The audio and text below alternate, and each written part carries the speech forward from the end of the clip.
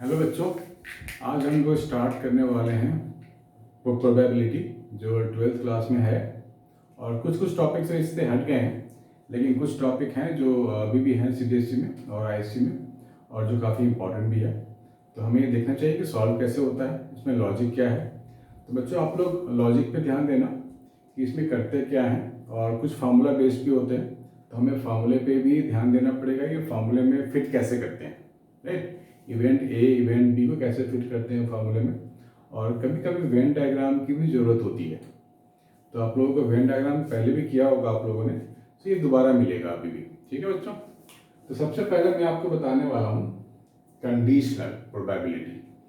Conditional probability में क्या होता है कि एक इवेंट ऑलरेडी हो चुका है और दूसरा होने वाला है, राइट। तो ये एक दूसरे से रिलेटेड होते हैं ये इवेंट, इसलिए बोलते हैं कंडीशनल। कंडीशन क्या है इसमें कि एक इवेंट हो चुका है, अब दूसरा होने वाला है, राइट। तो इसको हम लोग लिखते हैं, डिनोट ऐसे करते हैं पी ए अपॉन बी। इसका मतलब है कि इवेंट बी हो चुका है, तो इवेंट ए की प्रोबेबिलिटी क्या है ये फाइंड करो, right. Probability of occurrence of A when event B already occurred, तो पी ए बाई बी लिखते हैं। तो पी ए बाई बी क्या, दो इवेंट यहाँ पे जुड़ा हुआ है ए और बी, तो हमारे को इंटरसेक्शन लेना है न्यूमरेटर में number of favourable outcome which is common to both A and B, and divide by number of favourable outcome for B only, not A, right. हो सकता था ये मेरे को उल्टा भी पूछ सकता था, कभी कभी आएगा क्या, probability B by A, that means n A intersection B, मतलब number of favorable outcomes which is common to both A and B event, और A यहाँ पे हो चुका है, जो इवेंट हो चुका है वो न्यूमरेटर से डिनोमिनेटर में आ जाएगा हमारा, दिस वन, ठीक है। और ये हो गया हमारा इंटरसेक्शन वाला केस B। तो मैं यहाँ क्या लिख सकता हूँ, मैं यहाँ लिख सकता हूँ B अपॉन C, क्योंकि C बिलोंग करता है ओनली फॉर B वाला, तो number of favourable outcome for B is C only. और अगर मैं टोटल यहां पर इसी में अगर मैं डिवाइड कर दूं sample space, total available, total possibility, total outcome is what, n only. तो मैं यहां लिख सकता हूं n A intersection B divide by n upon n B divide by n, this one. तो ये पूरा चीज हो गया probability of A intersection B upon probability of B, this one. ठीक है बच्चों, तो या तो हम ऐसे कर लें, डिपेंडिंग अपन के क्वेश्चन में क्या गिवन है। आप लोग इसको नोट डाउन करो विद द वेन डायग्राम, फिर मैं आपको क्वेश्चंस बताता हूं कैसे डील करते हैं।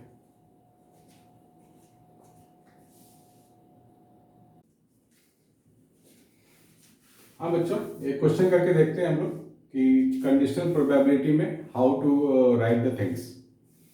10% of the bulb produced in a factory are of red color। तो हमारा कंसर्न एरिया होना चाहिए red colour, and 2% are red and defective. यहाँ दो चीजें आ रही हैं, red and defective. If one bulb is picked at random, find the probability of its being defective if it is red. यानी कि इफ इट इज रेड मतलब वो रेड गिवन है और इसको डिफेक्टिव होने के लिए चाहिए प्रोबेबिलिटी, तो आप एक इवेंट को नाम दे दो, राइट। सॉल्यूशन कर रहा हूं मैं, let A event of red bulb sorry, और बी हो गया defective bulb.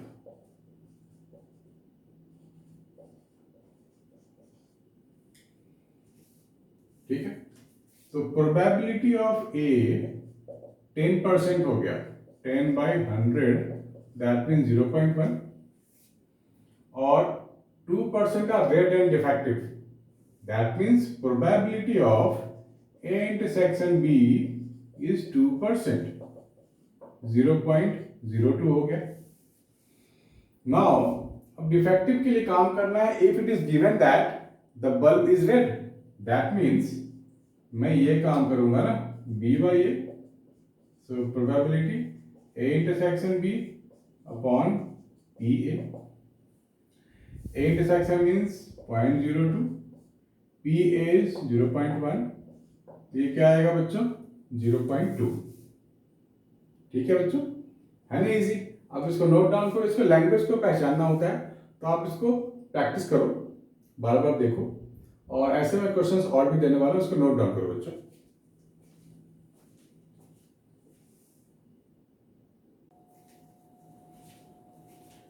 Ten cards numbered 1 to 10 are placed in a box and one card is drawn randomly. If it is known that the number on the card drawn is more than 3, ध्यान देना बच्चों, number on the card more than 3, what is the probability that it is an even number? ठीक है, तो 1 to 10 cards हैं, तो sample space क्या होगा मेरे पास 1 2 से लेकर के 10 तक हो गया, और एक इवेंट नाम दे देते हैं मोर देन 3 वाले के लिए, मोर देन 3, तो उसमें से कौन कौन से नंबर आ जाएंगे 4 5 6 7 8 9 10, और इसको नाम दे देते हैं इवन नंबर बी को। तो इवन नंबर क्या क्या होंगे 2 4 6 8 10, राइट बच्चों। तो probability that it is an even number more than 3। अब अगर हम दोनों का इंटरसेक्शन निकालें, है ना, ए intersection B,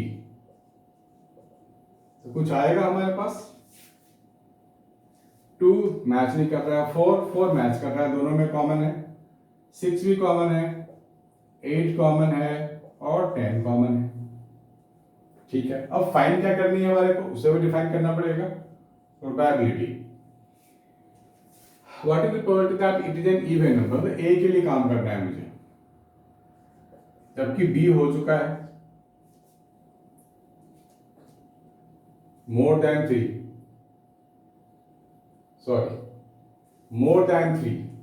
What is if it is known that the card number of the card drawn is more than 3, that means A हो चुका है, तो A नीचे आएगा, और what is the probability even number, even number के लिए काम करना है तो B ऊपर लिखना पड़ेगा मुझे, और मुझे लगाना पड़ेगा N A intersection B upon N A, this one. ठीक है बच्चों, अब ए इंटरसेक्शन बी में 4 एलिमेंट है टोटल, क्या तो हम नंबर की बात कर रहे हैं, 4 element divide by n A मतलब कितने एलिमेंट हो गए 1 2 3 4 5 6 7 element, 7 element, so 4/7 is the probability. इसको नोट डाउन करो बच्चों।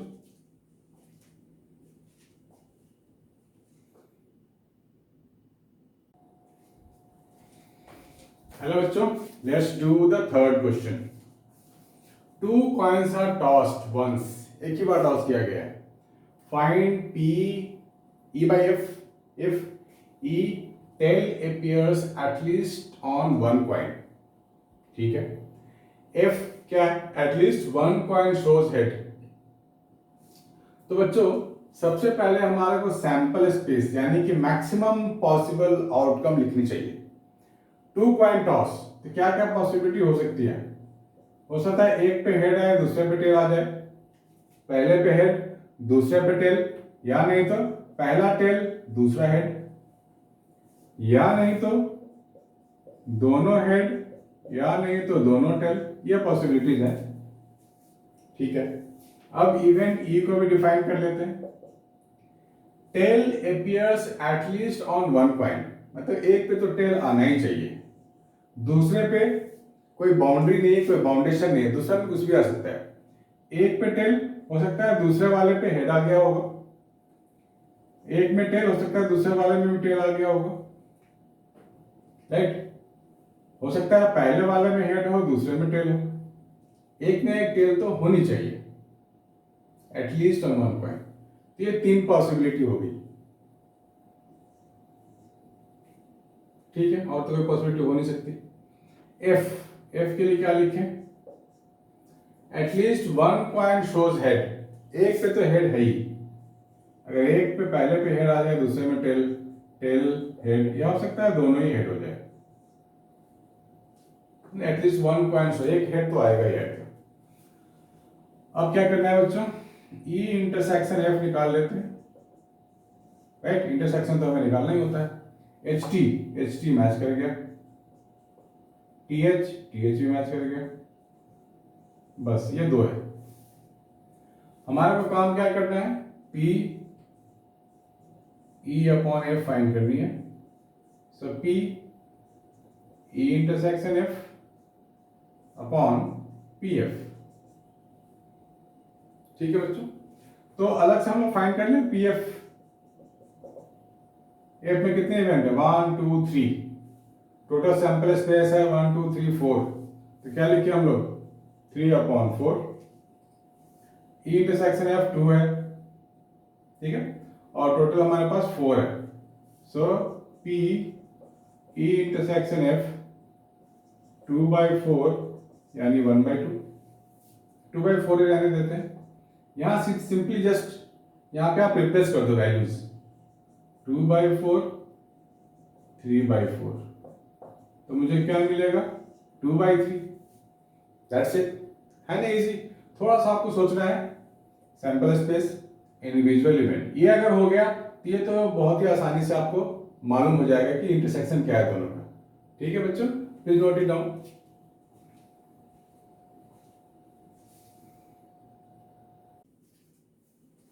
Now our next question is, a black die and red die are rolled. Find the conditional probability of getting a sum greater than 9 given that the black die resulted in a 5. ठीक है, कैसे किया जाए बच्चों, सम greater than 9, इस पर focus कर लेते हैं। ए के लिए लिख लो सम ग्रेटर देन 9, तो वो क्या क्या हो सकता है, मतलब एक पे 4 दूसरे पे 6, या फिर 5 और 5, या फिर 5 और 6, और क्या हो सकता है 6 4, या फिर 6 6, ये हो सकता है। ये सारे ग्रेटर देन 9 है, ठीक है। And B,